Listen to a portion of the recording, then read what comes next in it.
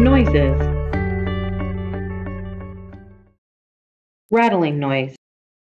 Check if the filter is loose or clogged. If necessary, clean the filter. High-pitch whistling. When water is drawn into the unit, a whistling noise can be heard. If the water volume is too high, the whistling noise will be louder. It may be necessary to adjust the tap to reduce the water volume supplied to the product.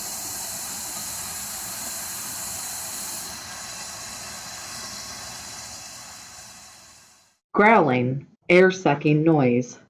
Did you choose the express cycle? In the express cycle, air is pulled through to clean the filter. Select the turbo cycle. Use the amount of detergent recommended in the owner's manual based on the cycle selected.